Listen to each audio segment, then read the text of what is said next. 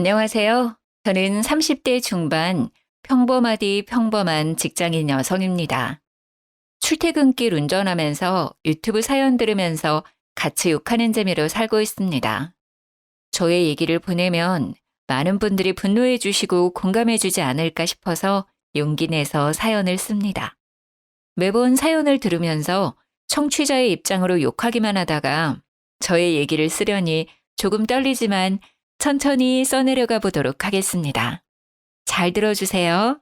시작합니다. 저의 20대는 연애하면서 다 보냈다 싶을 정도로 나름 여러 명과의 연애를 하며 얻은 경험으로 남자 보는 눈이 점점 좋아지고 있다고 자부하고 지냈습니다. 친구들의 연애 상담 조언도 많이 해주면서 뿌듯함을 느끼기도 하고요. 몇 명의 남자들을 만나고 나니 진득하게 오래 만날 남자를 만나고 싶었습니다. 30대에 접어들고 나니 가볍고 재미있는 연애가 아닌 내 평생을 오래 함께할 수 있는 사람을 만나기 위해 노력을 많이 했습니다.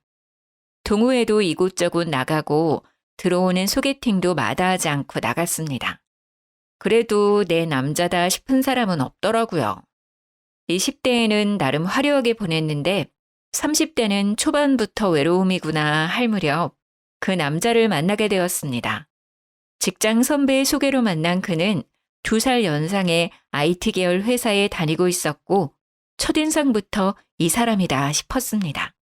쌍꺼풀 없는 눈매에 시원시원하게 웃는 모습이 매력적이었던 그와는 첫 만남에서부터 호감이었고 다행히 그 역시 저와 같은 생각이었는지 저흰 만난 지 3일 만에 교제를 시작했습니다.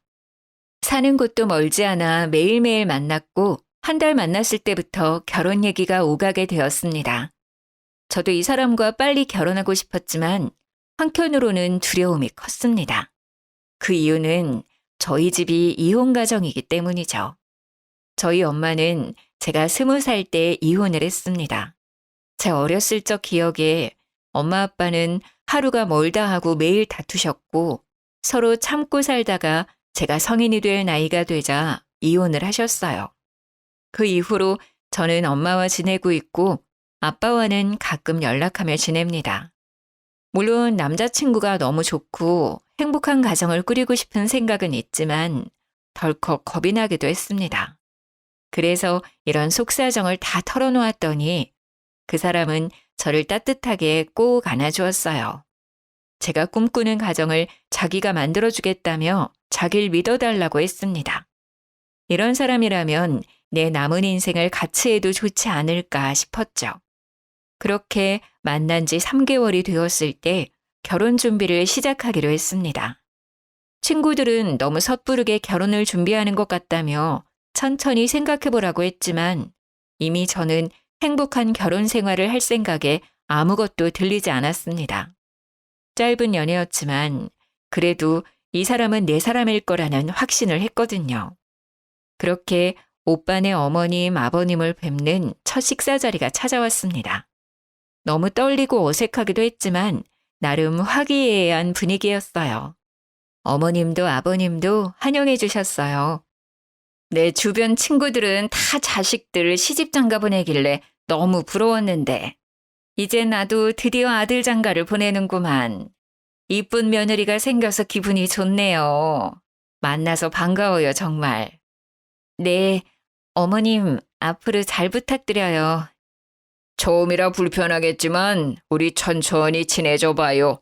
이제 우리 가족이 될 사이니까. 네, 아버님.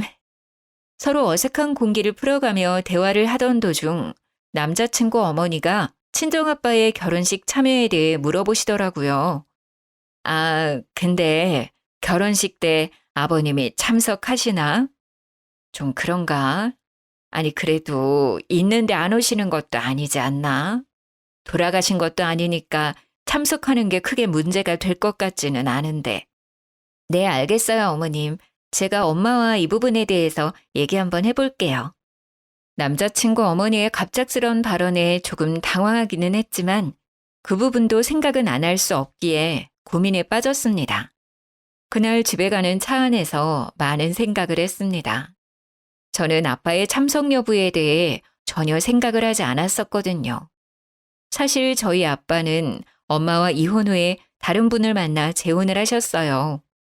남자친구도 아빠가 재혼을 했다는 건 알고 있습니다. 그리고 저희 엄마도 재혼을 하지 않으셨지만 오랫동안 만나는 분이 계세요. 재혼을 하신 아빠에게 와달라고 하기도 난처한 상황이었고, 그리고 또 엄마에게도 미안할 것 같았거든요. 딸의 행복한 결혼식을 온전히 즐기지 못하고 불편하게 하고 싶지 않았어요. 남자친구를 설득해서 신랑 신부 동시 입장하기로 결정을 한 다음 날 남친 어머님께서 전화가 왔습니다. 정말 아빠를 부르지 않고 동시 입장할 거냐며, 엄마는 왜 재혼을 안 하신 거냐며 이해를 못 하시겠다 하시더라고요. 순간 기분이 확 상했지만 결혼식은 저와 남자친구 둘만 생각할 수 없는 행사라 그렇게 생각할 수도 있겠다 싶어서 넘어가기로 했습니다. 빠른 결혼 준비로 바쁜 나날들을 보내고 있던 중에 아빠한테 연락이 왔어요. 아빠한테도 알려드리긴 해야 할 것 같아서 결혼 소식을 전해드렸었거든요. 축의금을 주고 싶다며 꼭 받아달라고 말씀하시길래 계속 거절할 수도 없어서 받기로 했습니다. 아빠와 통화를 끝내고 계좌를 확인해 봤는데 3천만 원을 보내주신 게 아니겠어요? 너무 놀라서 아빠한테 다시 전화했더니 너 어릴 때부터 아빠 엄마가 못 볼 꼴 보이고 지금도 널 제대로 챙겨주지도 못한 거에 비하면 3천은 적은 돈이야. 더 주고 싶은데 아빠가 지금은 이것밖에 못 줘서 마음이 쓰이는구나. 이쁜 딸은 꼭 이쁜 가정 꾸렸으면 좋겠어. 아빠가 주는 이 돈은 다시 주지 말고 너 결혼 자금 하렴. 감사하기도 하고 죄송하기도 하고 여러 마음이 교차했습니다. 들리는 얘기로는 아빠가 하는 일이 좋지 않다고 들었거든요. 지난번에 만났을 때는 많이 야위기도 해서 마음이 좋지 않았어요. 무리해서 보내주신 것 같아 신경이 쓰였죠.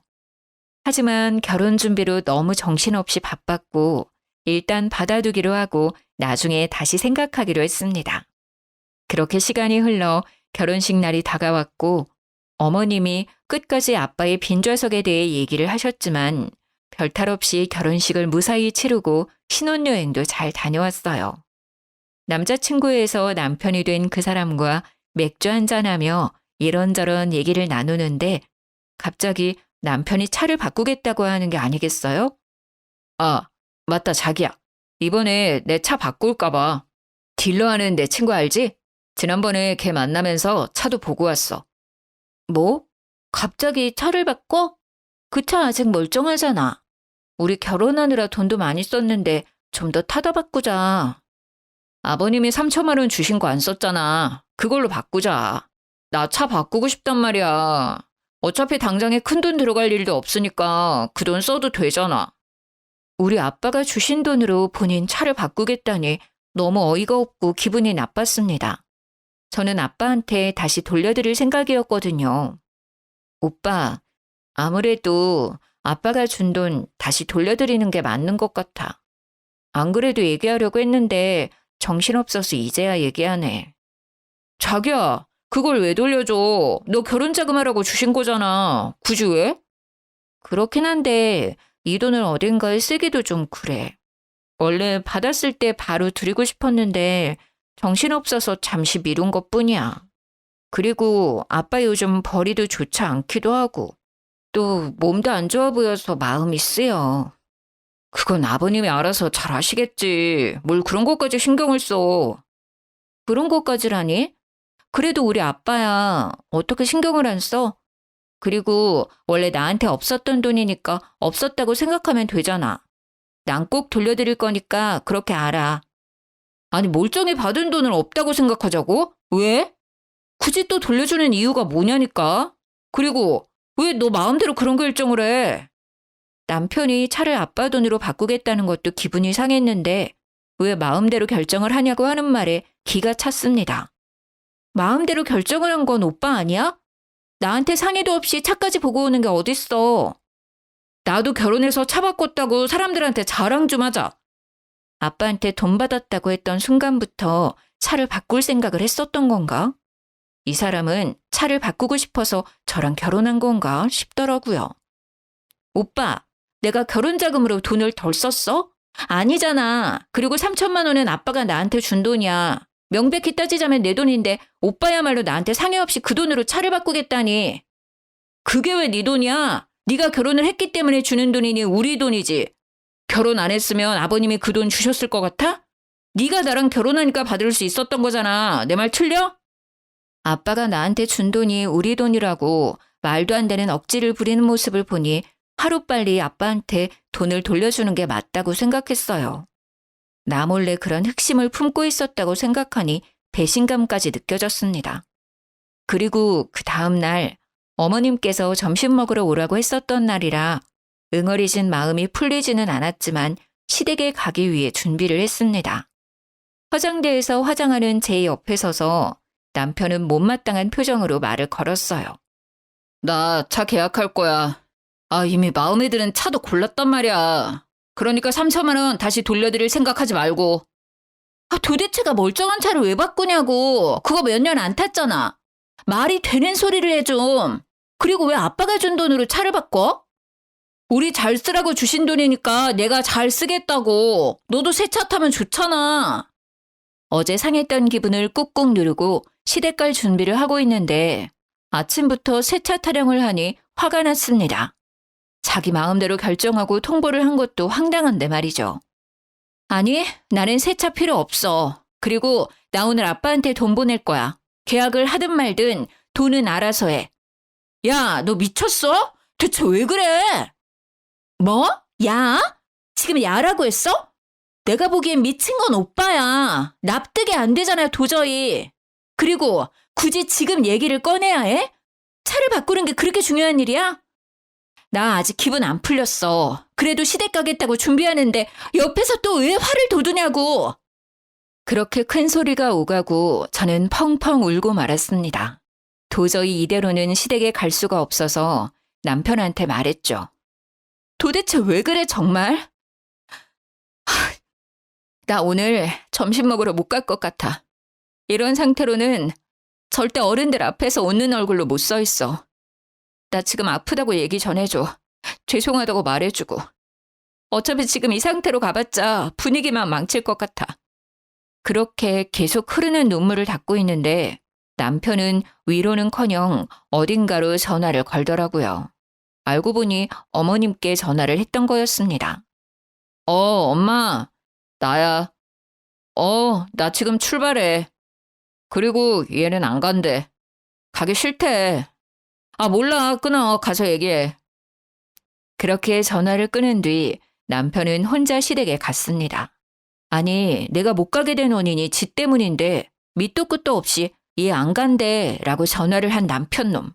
심지어 바로 내 앞에서 보란듯이 전화하는 모습을 보니 절 엿먹이려 한 건가 싶더라고요. 그렇게 벙쪄서 거실에 앉아 있었는데 어머님이 전화가 왔어요. 너는 내가 또 이런 경우는 처음이네. 너 어른들이랑 약속에 그렇게 우습니? 시어머니가 만만해? 남편이랑 좀 싸웠다고 시댁을 안 와? 이게 말이 된다고 생각해? 진짜 나 때는 상상도 못할 일이야. 눈이 퉁퉁 붙더라도 와야지. 요즘 며느리들 되바라졌다더니 정말 기가 차서 원. 솔직히 너무 속상하고 화도 났지만 어머니 입장에서 생각해봤을 때 기분이 나쁘실 수 있는 상황이라 뭐라고 말을 드리기가 어렵더라고요. 어쨌건 제가 제 기분이 좋지 않아 안 간 건 사실이니까요. 그리고 아빠가 주신 돈을 왜 돌려준다는 거야? 결혼식도 안 왔는데 그 정도 할 수 있지. 그리고 그 돈으로 어차피 계속 같이 탈자 바꾸는 게 그렇게 화낼 일이야? 도대체가 이해가 안 돼. 그게 뭐라고 시댁도 안 오고, 내가 우습니 너? 어머님, 오늘 안 간 건 정말 죄송해요. 제가 생각이 짧았던 것 같아요. 그런데 어머님, 왜 아빠가 주신 돈으로 오빠 차를 바꿔야 하는지 모르겠어요. 오빠 차 멀쩡하잖아요. 그 차를 왜 바꿔야 하는 거예요? 아니, 꼭 차가 문제가 있어야 바꾸니? 차를 바꿀 돈이 없는 것도 아니고 바꿀 수도 있지. 참 젊은 게 말이 안 통하네 정말. 오빠랑 싸운 문제로 어머님이랑도 싸우기 싫어요. 어머님은 오빠랑 똑같은 말을 계속 되풀이하시다가 결국 참지 못하셨는지 노발대발하시며 전화를 뚝 끊어버리시더라고요. 그렇게 그 이후로 별 대화 없이 남편이랑 대면대면하게 지내다가 구정이라 전날부터 가서 열심히 명절 음식을 준비했습니다. 내일 친척들 많이 오니까 부족하지 않게 넉넉하게 부쳐야 해. 아, 그리고 나물도 손질하고 데치고 해야 해. 할 일 많으니까 빠릿빠릿하게 움직여야 할 거야. 남편도 시누이도 아버님도 앉아서 TV 보면서 히히덕거리기만 하고 저만 혼자 바쁘더라고요. 어찌나 꼴보기 싫던지. 부치고 있는 전을 남편 얼굴에 확 던져버리고 싶었지만 결혼 후 첫 명절이라 최선을 다해 어머님을 도왔습니다. 어머님은 제가 쉴 시간도 주지 않으시고 계속 일을 시켰어요. 정말 몸도 힘들고 정신도 없어서 밥도 제대로 먹히지도 않고 얼른 끝내고 엄마한테 가고 싶은 마음뿐이었죠. 모두 저녁 식사를 마치고 과일과 함께 티타임 중이었는데 어머님이 주방에서 쉬고 있는 저를 부르시더라고요. 잠깐 이리 좀 와봐라. 부르시는 소리에 어머니가 계신 쪽으로 갔더니 갑자기 저보고 무릎을 꿇으라는 거 아니겠어요? 아니, 내가 지난번 일 그냥 넘어가면 안 될 것 같아서. 우리 가족들 의견도 궁금하기도 하고. 그리고 남편이랑 싸운다고 시댁도 안 오고 정말 내가 진짜 너무 어이가 없어서 웃음이 나더라 그날은. 이번 기회에 너의 그 버르장머리를 제대로 고쳐줘야지.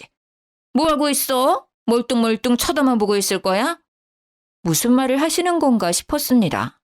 황당해서 그냥 멍하니 서 있는데 남편이 옆에서 거들며 저를 무릎 꿇려 앉히는 거 아니겠어요? 화를 내고 싶었지만 모두 다 시댁 식구들이고 제가 뭐라고 해봤자 손해일 것 같아서 가만히 있을 수밖에 없었습니다. 어찌나 비참한 마음이 들던지 뛰쳐나가고 싶은 심정이었어요. 너희가 결혼한 지 6개월이 되었어? 1년이 되었어? 결혼 초반부터 이게 뭐니? 벌써부터 삐그덕거리면 앞으로 어떻게 하려고 해? 너네 아직도 냉전 상태라며? 남편한테 좀 져줄 수도 있는 거지. 어쩜 너도 똑같이 그러고 있니? 아무리 생각해도 제가 잘못한 건 없는 것 같은데 이게 이렇게 모든 식구들 앞에서 혼나야 하는 일인가 이해가 안 되었어요. 말도 안 되는 상황에 눈물만 주룩주룩 흘렀어요. 남편은 그 와중에도 차 타령을 하더라고요. 친구한테 차 계약한다고 했는데 완전 체면 구겼어. 언제 계약할 거냐고 매일 연락 오는데 쪽팔려서 진짜. 남편은 어머니의 말을 거들고 다른 식구들도 그냥 쳐다만 볼 뿐 제지하는 사람은 없었어요. 시누이야 처음부터 저한테 관심도 없었고 그래도 아버님은 말려주실 줄 알았는데 가만히 계시더라고요. 어제부터 온갖 잡일 다 하며 쉬지도 못했는데 이게 무슨 상황이지? 이게 맞는 건가 싶었습니다. 뭐라고 얘기해도 들을 것 같지도 않고 내가 왜 이런 취급을 당하고 있어야 하나 싶어서 이혼할 생각으로 시댁을 뛰쳐나가 친정엄마한테 달려갔습니다. 눈이 퉁퉁 부어서 혼자 친정에 달려온 저를 본 엄마는 아무 말 없이 저를 꼭 안아줬습니다. 엄마, 미안해. 내가 정말 미안해. 미안하다는 한마디만 하고 엄마 품에 안겨서 어린아이처럼 펑펑 울었습니다. 그래도 엄마랑 있으니 마음이 편해지더라고요. 엄마는 그날 아무것도 묻지 않으셨어요. 내가 겪은 상황이 진짜 있었던 일인가, 이런 건 드라마에서 보던 상황인데 이게 나한테도 일어날 수 있는 일이었구나 싶었어요.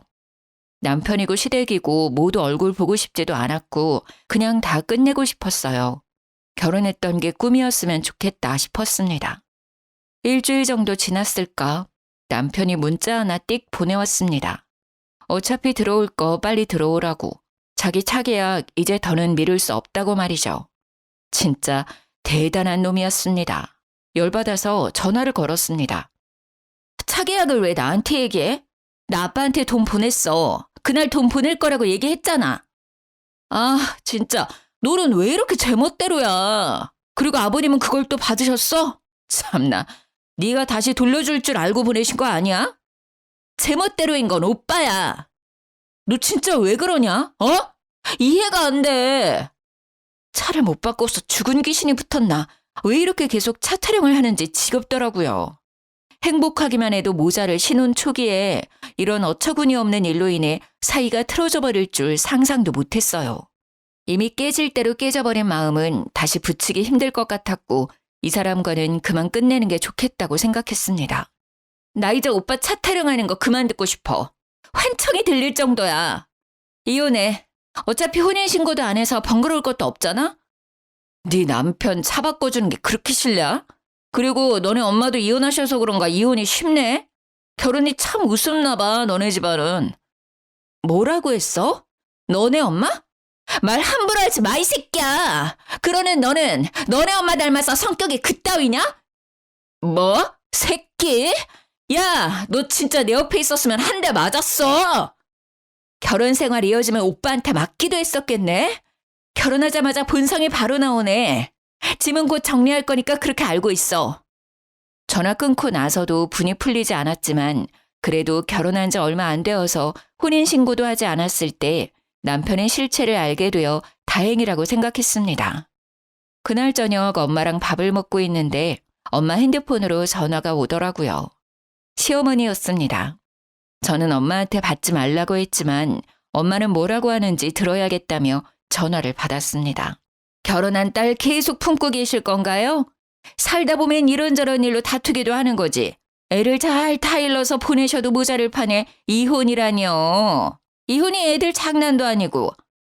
사부인 말대로 살다 보면 이런저런 일로 다툴 수 있죠. 그런데 김서방과 사부인이 제 딸에게 한 말과 행동이 이런저런 일인가요? 저는 그런 일은 막장 드라마에서만 나오는 줄 알았네요. 말 되게 이상하게 하신다. 저희가 못할 짓 했나요? 정말 황당하네요. 저도 제 딸이 이혼하기를 바라지 않았어요. 어느 부모가 자식이 이혼하길 바래요? 결혼해서 행복하게 잘 살아줬으면 하는 게 부모 마음 아닌가요? 아무리 세상이 변했다고 해도 여자가 이혼하면 시선이 곱지 않은 거 사부인이 겪어보셔서 잘 아실 텐데요. 그건 남자도 마찬가지 아닌가요? 남자 여자 따지는 시대는 이미 지나갔지요. 엄마도 이혼하고 딸도 이혼하고 참 대단하십니다. 해도 너무하다는 생각이 들었어요. 친정엄마한테까지 함부로 말하는 시모. 하루빨리 이 인연을 끊어내야겠다는 생각을 했습니다. 짐을 챙기러 신혼집으로 가야 했는데 혼자 가기엔 용기가 나지 않아 친구에게 부탁해서 같이 갔어요. 집에 들어가니 다행히 아직 남편은 없었고 친구들과 캐리어에 짐을 하나씩 옮겨 담았습니다. 여기 있는 가전 가구들은 어떻게? 지금 다 옮길 수도 없고 설마 두고 갈 건 아니지? 당연히 챙겨갈 거야. 근데 엄마 집에도 둘 공간도 없고 이 큰 짐들을 어떻게 해야 좋을까? 아, 고민이네. 뭘 걱정해. 당근마켓 있잖아. 저렴하게 올리면 산다는 사람 많을걸? 내가 사진 찍어서 보내줄게. 짐 정리하고 있어. 그렇게 한참 짐 정리를 하고 있는데 하필 남편이 들어오더라고요. 얼씨구, 진짜 뭐하냐? 이거 주거 침입 아냐? 집에 들어오자마자 어이가 없다는 듯 말하는 그 사람의 말은 무시하고 마저 짐을 챙겼습니다. 사진 다 찍었어. 거의 새 제품 컨디션이라 저렴하게 올리면 금방 팔릴 거야. 친구가 찍은 사진들 보며 얼마에 올릴까 고민하며 얘기하고 있었는데 남편이 끼어들더라고요. 잠시만, 당근마켓에 뭘 올려? 여기 있는 가전 가구들 다 내가 산 거잖아. 가져가기엔 짐이 많아서 당근마켓에 싸게 올려서 팔려고. 두고 갈 순 없잖아? 오빠 좋은 일 시키는 건데? 하, 진짜 웃기는 짬뽕이네. 그렇게 따진다고 치면 너 여기에서 지낸 비용 줘야지. 아, 그 생각을 못했네? 줄게. 확실하게 해야지. 요즘 평균 호텔 1박 비용이 얼만지 확인해서 보내. 야, 그냥 당근에 올리지 말고 그냥 둬. 내가 그 금액에 사면 될 거 아냐. 어차피 나도 다시 사야 하는데. 그럴래 그럼? 안 그래도 하나하나 거래하기 귀찮았는데 잘 됐다. 옮기지 않아도 되고. 금액 정리해서 보낼 테니까 바로 돈 입금시켜. 본인이 사겠다고 하길래 잘 되었다 싶어서 그러라고 했어요. 마저 남은 짐을 싸고 있는데 옆에서 궁시렁궁시렁 뭐라고 하더라고요. 듣는 채도 안 하고 짐 챙겨서 나왔습니다. 친구들도 끝까지 징글징글하다며 혀를 찼죠. 그렇게 아무 일도 없었던 것처럼 일상으로 돌아갔어요. 마침 회사도 바쁜 시기라 정신없이 보냈습니다. 그렇게 한 달 정도 지났는데 남편한테 아무 연락도 없더라고요. 계좌를 봐도 입금된 내역은 없었어요. 이거 가만두면 입 싹 닫고 절대 돈을 안 보낼 것 같더라고요. 그래서 당근마켓에 정말 싸게 올렸습니다. 그랬더니 구매하겠다는 사람들에게 연락이 엄청 왔습니다. 구매하겠다는 분들 중 한꺼번에 구입하고 싶은 사람이 계셔서 그분과 거래를 하기로 했습니다. 날짜를 조율해 구매자를 만나서 무사히 거래를 완료했어요. 정말 운이 좋게도 그 자식이 집에 없을 시간이라 별 문제 없이 진행되었습니다. 하나하나씩 집이 비워질 때마다 웃음이 나서 참느라 혼났습니다. 돌아왔을 때 텅 빈 집을 보고 황당해할 그 얼굴을 보지 못해서 아쉬웠어요. 그날 거래를 마치고 기분 좋게 친구들이랑 한잔하려고 만났습니다. 술도 너무 달달하고 기분도 최고로 좋았죠. 친구들이랑 그놈을 안주 삼아 신나게 술을 마시고 있는데 그 자식한테 전화가 오더라고요. 너 뭐 하는 짓이야 진짜? 뭐가? 너 설마 집에 있는 물건들 다 팔았냐? 지가 사겠다고 하더니 한 달이 지나도 감감무소식이길래 계속 가만히 있다가는 돈 못 받을 것 같아서 팔았어. 그러길래 돈 빨리 보내줬어야지. 너는 나한테 돈을 받고 싶냐? 어? 그동안 만났던 정도 없어? 진짜 대단하다. 그걸 또 팔았어? 와, 우리 사이? 도대체 무슨 사이죠? 그리고 당연히 받아야 할 돈 달라는데 그게 무슨 문제지? 게다가 엄청 싸게 가격도 해드렸는데 그쪽이 안 주셨잖아요. 심지어 한 달 동안 무단으로 사용까지 하고. 진짜 너무하다 생각 안 드냐? 너무한 건 오빠랑 오빠네 가족이지. 나 지금 너무 기분 좋게 친구들이랑 술 한잔 중이거든? 그럼 할 말 다 한 것 같으니 기분 망치게 하지 말고 끊어. 전화를 끊고 친구들이랑 재미있는 시간을 보냈습니다. 그날은 참 즐거웠는데 말이죠. 서류도 처리할 것도 없어서 깔끔하고 이제 나는 자유가 되었는데 그 뒤에 휘몰아쳐 오는 여러 감정들이 견디기 힘들었습니다. 엄마한테도 너무 죄송스럽고 내 자신도 원망스러웠습니다. 남자 보는 눈이 생겼다고 자부했던 지난 날들이 너무 부끄러웠습니다. 엄마한테 티 안 낸다고 노력했다고 생각했는데 저의 그 우울한 감정들을 눈치채셨는지 매일매일 저를 위로해 주셨습니다. 엄마가 아저씨한테도 말했는지 아저씨도 저희 집에 자주 오셔서 예쁜 꽃다발을 선물해 주시거나 맛있는 식당에 가서 음식을 포장해 오실 때도 있었고 인기 있는 뮤지컬 공연에도 데려가 주셨습니다. 정말 감사하게도 저를 웃게 해주시려고 노력하셨어요. 엄마와 아저씨 덕분에 힘든 감정도 이겨낼 수 있었습니다. 그 자식도 나처럼 힘들었으면 좋겠는데 나만 힘든 것 같아서 억울했습니다. 엄마와 아저씨랑 셋이 맥주 한잔하며 이런저런 얘기 도중 아저씨 아드님도 만나고 있는 여자친구가 있는데 슬슬 결혼 얘기가 오가고 있어 곧 상견례를 앞두고 있다고 하셨습니다. 나도 이혼해서 아들 혼자 키우는데 우리 아들도 처가에 무시당할까 봐 걱정되네. 혼자 키웠지만 남부럽지 않게 잘 키웠는데. 아저씨, 그런 사람들 흔하지 않아요. 제가 정말 재수가 없었던 거예요. 걱정 마세요. 안 그런 사람들도 많아요. 분명 좋으신 분들일 거예요. 그렇지. 괜한 걱정은 하지 말아야지. 그리고 그런 생각을 가지고 있는 집안이라면 난 절대 결혼 안 시킨다. 한참 신나게 수다 떨다가 아저씨는 화장실에 가셨고 엄마랑 해외여행이나 갈까 하고 계획을 짜보려고 하는데 하필 그때 아저씨 핸드폰에 전화가 왔는지 벨소리가 울렸죠. 액정을 확인해 보니 아드님이더라고요. 아들이 여자친구랑 찍은 사진을 화면에 설정해 놓으셨는지 커플 사진이 뜨길래 슬쩍 쳐다봤는데 순간 너무 놀라 입을 다물 수가 없었습니다. 아저씨 아들이 만나는 여자는 제 전 남편의 동생, 바로 전 신우이였습니다. 생각해보니 예전에 신우이가 자기 남자친구 얘기할 때 시모가 너희 둘은 하필 이혼한 가족만 골라 만나냐고 한마디 하셨던 게 기억이 쓱 하고 스쳐 지나갔습니다. 그래도 아가씨한테 별말 안 한 이유는 현재 아저씨가 유통업 운영을 하시는데 사업이 꽤 잘 되시거든요.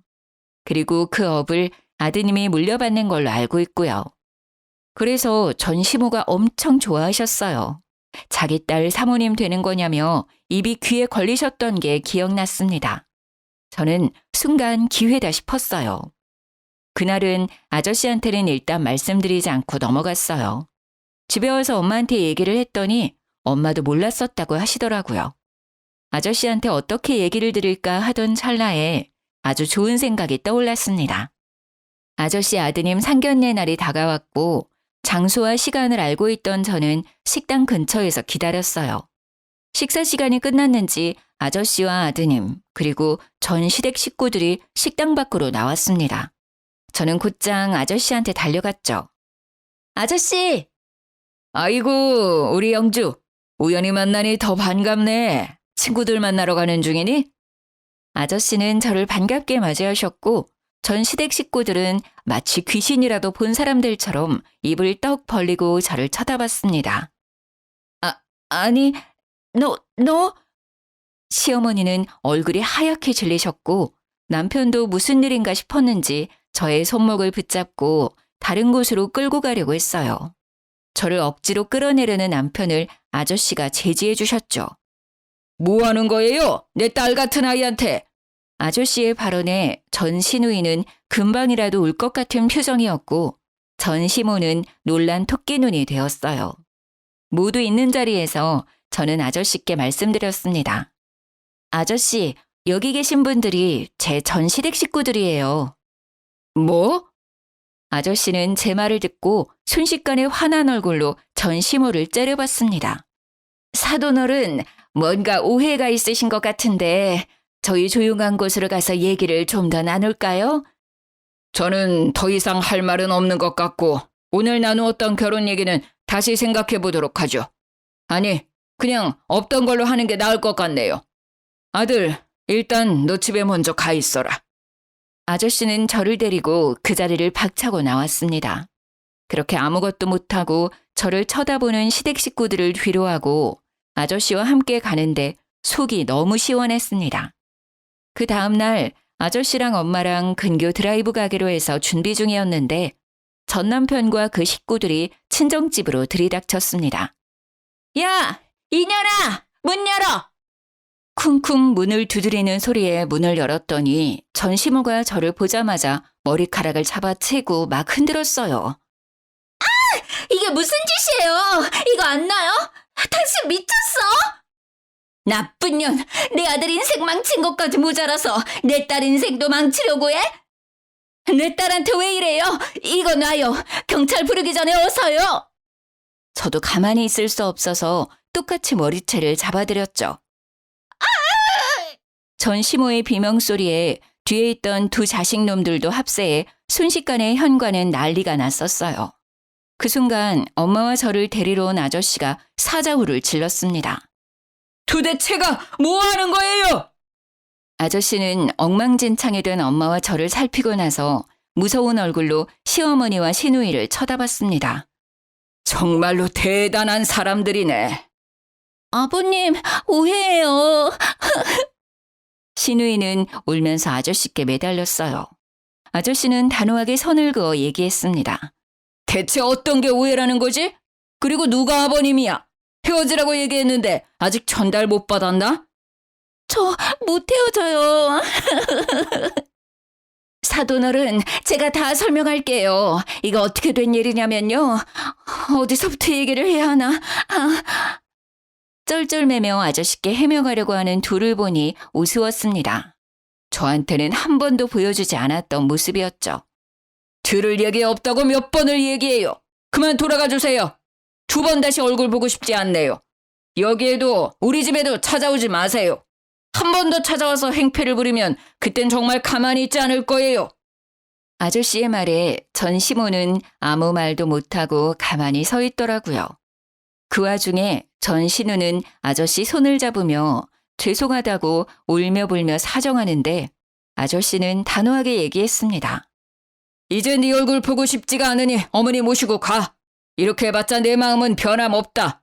남의 집에 찾아와 행패 부리지 말고 다신 오지 마. 결국 셋은 더 말도 못하고 돌아갔어요. 그 난리법석인 와중에 그 자식은 한마디도 못하고 찌그러져 있더라고요. 나한테는 그렇게 소리도 잘 지르고 말도 잘하더니 너무 조용해서 그 자리에 없는 줄 알았지 뭐예요. 그렇게 한바탕 난리를 치르고 난 뒤 제 전화는 불이 났습니다. 전 남편, 전 시누이, 전 시모가 돌아가면서 연락을 하더라고요. 내가 그동안 생각이 좀 짧았던 것 같아. 진심으로 사과할게. 우리 그래도 처음부터 운명이라고 생각했잖아. 대화도 잘 통하고 정말 좋았는데, 그치? 다시 시작하면 안 될까? 개소리 말고 끊어. 정말 어이가 없었습니다. 이제 와서 갑자기 무슨 낯짝인 건지 웃기더라고요. 떨어질 것도 없는 정이 더 뚝 떨어졌어요. 그렇게 막말할 때는 언제고 어머님이 시누이 결혼시켜야 하니 절 다시 잡으라고 얘기한 건가 싶었어요. 그리고 그날 저녁 전 시모와 전 신우가 집에 또 찾아왔습니다. 내가 미안했다 정말. 어차피 서류상으로 결혼도 이혼도 아니니까 다시 우리 아들이랑 잘해보면 안 되니? 내가 잘 타일러 볼게. 어차피 오빠 서류상으로 깨끗한 사람이잖아요. 부모님 다 계시고 오빠 차 바꿔줄 수 있는 여자분 만나시면 될 것 같아요. 섭하게 그게 무슨 말이니? 나 때문에 마음 많이 상했던 거 알아. 내가 사과할게. 제가 이혼한다고 할 때는 우리 엄마까지 들먹이면서 이혼하면 보는 시선 곱지 않다고 비꼬시더니 잘 사는 사돈은 놓치고 싶지 않으셨나 봐요. 언니, 제가 앞으로 잘할게요. 아버님 마음 좀 돌려주시면 안 돼요? 요즘 남친도 저한테 어찌나 차가운지 저 너무 힘들어요. 아가씨가 이렇게 저한테 관심 있었는지 몰랐네요. 그동안 많이 서운했죠? 언니, 제가 뭐 기분 상하게 한 거 있으면 다 말해줘요. 연락 한 번을 안 해서 번호조차 몰랐던 시누이도 자기 꼭 결혼해야 한다며 매일매일 전화와 문자를 수십 통 보내서 번호를 바꿔야 하나 깊은 고민까지 했었어요. 이제 와서 이런다고 저한테 했던 말이랑 행동들이 없던 걸로 되는 건 아니잖아요. 아빠가 보내준 돈으로 아들 차 안 바꿔준다고 식구들 앞에서 무릎 꿇으라고 한 건 생각 안 나세요? 미안하다. 정말 미안해. 내가 왜 그랬는지 모르겠네. 늙으니까 무릎이라도 꿇을까? 그럼 마음이 좀 풀릴 것 같니? 네 마음이 풀린다면 무릎 꿇는 것쯤이야 할 수 있어. 언니, 저도 무릎 꿇을게요. 제발 저 좀 도와주세요, 언니. 제발요. 무릎 꿇겠다며 도와달라고 하는 둘에게 잘 됐다 싶어서 그러라고 했어요. 제가 진짜로 꿇으라고 할 줄은 몰랐는지 조금 당황해하더니 진짜로 무릎을 꿇더라고요. 둘이 무릎 꿇고 사정하는 모습을 보니 솔직히 통쾌했습니다. 일단 오늘은 두 분 다 돌아가세요. 저 너무 피곤해서요. 그럼 조심히 가세요. 그렇게 둘을 돌려보내고 그날 밤 간만에 정말 꿀잠 잤습니다. 그리고 아저씨한테 연락해 그 둘이 계속 찾아와 괴롭힌다고 말했어요. 그 말을 들은 아저씨는 다신 근처에 얼씬거리지도 못하게 하겠다고 혹시나 또 찾아오면 바로 전화하라고 하셨죠. 그 이후 전 시댁 식구들이 집에 찾아오는 일은 없었어요. 결국 전 신우 결혼이 완전 무산되니 전 시모가 매일 제게 전화로 저주를 퍼붓더라고요. 너같이 심보 고약한 애는 처음 봤다. 나쁜 년, 못된 년, 싸가지 없는 년. 네가 뭔데 우리 가족들 인생을 망쳐? 내가 너 매일 처조할 거야. 알았어? 남의 인생 망쳐놓고 넌 잘 살 것 같냐? 너 같은 애는 똑같이 당해봐야 한다. 너 같은 애를 며느리라고 받아준 게 한이다. 그럴 때마다 저는 녹음을 해놨고 문자로 보내시면 캡처를 했습니다. 나중에 모아보니 어마어마하더라고요. 전 남편한테 전화를 걸어서 말했습니다. 자업자득이란 말 알지? 내가 뭘 어쨌다고 매일매일 괴롭혀? 나 너네 엄마가 나한테 한 폭언들 다 캡처하고 녹음해서 가지고 있어. 계속 이렇게 하신다면 나도 가만히 있지 않아. 오빠가 다른 여자들 만나거나 시누이가 새로운 남자 만날 때마다 어머니가 나한테 한 집 보내서 어머니 실체 밝힐 거야. 그러니까 그만하시라고 해. 나 이제 더 이상 참지 않아. 전화를 끊고 어머님이 했던 폭언들에 대한 자료를 남편한테 보냈습니다. 또 연락 오면 이 증거들로 정신적 피해보상 청구까지 할 거라고 했어요. 겁먹었는지 그 이후로는 연락이 안 왔습니다. 진짜 변호사를 찾아가야 하나 싶었거든요. 그렇게 완전히 시댁 식구들이랑 끝내고 1년 정도 지났을 때 전 남편이 연애를 시작했다는 얘기를 건너 듣게 되었어요. 몰랐으면 모를까 알게 된 이상 그 여자분 인생을 구해야겠다는 생각이 들더라고요. 그래서 그 여자분 연락처를 지인을 통해 알아내어 전 시모가 저한테 보냈던 문자와 전화 녹음 파일을 죄다 보내드렸습니다. 그 뒤로는 어떻게 되었는지는 굳이 확인하지 않았어요. 다정한 척, 배려 있는 사람인 척 했지만 결국에 검은 속내를 들켜버린 그 사람과 우리 엄마 재혼 못했다고 무시하고 우리 아빠 돈으로 자기 아들 차 안 사준다고 나를 괴롭혔던 시모까지. 평생 그렇게 못된 심보로 사셨으면 좋겠어요. 그리고 혹시나 또 그 가족들이 찾아올까 싶어서 엄마랑 다른 지역으로 아예 이사를 갔습니다. 엄마도 저도 핸드폰 번호를 둘 다 바꿨고요. 엄마와 아저씨는 여전히 잘 만나고 계십니다. 뒤늦게 이 소식을 알게 된 아빠도 매우 분개하셨고 또 미안해 하시더라고요. 아빠가 주신 3천만 원으로 인해 그 사람들의 진짜 성격을 알게 되어 빨리 탈출할 수 있게 되었다고 얘기했어요. 언젠간 드러날 모습이었는데 이제 생각해보면 행운이었다 싶더라고요. 애라도 생겼거나 혼인신고라도 했었으면 더 골치 아프고 오래 걸렸을 거예요. 생각만 해도 끔찍한 일이지만 지나고 나니 너무 잘한 것 같습니다. 인생 액땜한 셈 치고 있어요. 이젠 저한테 어떠한 고난과 역경이 오더라도 이 정도쯤이야 하고 지나갈 수 있겠죠? 뭔가 단단해지고 이제 정말 어른이 된 느낌이에요. 저는 요즘 20대 때 연애하느라고 못 갔던 해외여행을 다니고 있어요. 그리고 회사에서 승진도 해서 연봉도 올랐습니다. 내년에는 장기 근속 보상으로 리프레시 휴가가 있어서 유럽 쪽으로 길게 여행을 다녀올 계획입니다. 여행 가서 뭘 할까 일정 짜는 게 꽤 재밌더라고요. 이 좋은 걸 연애하느라 왜 못했었는지 몰라요. 그래도 이제라도 여행의 재미를 알게 되어 다행이라고 생각합니다. 그리고 한번 제대로 당해보니 연애 생각은 다신 안 나더라고요. 이제는 저를 위한 인생 살아보려고 합니다. 물론 좋은 사람이 생긴다면 더욱 좋겠지만 이대로도 좋은 것 같아요. 너무 긴 사연인데 재미있게 들어주셨을까요? 같이 분노해 주시고 같이 속 시원해 하셨으면 합니다. 감사합니다. 늘 행복하시고 건강하세요.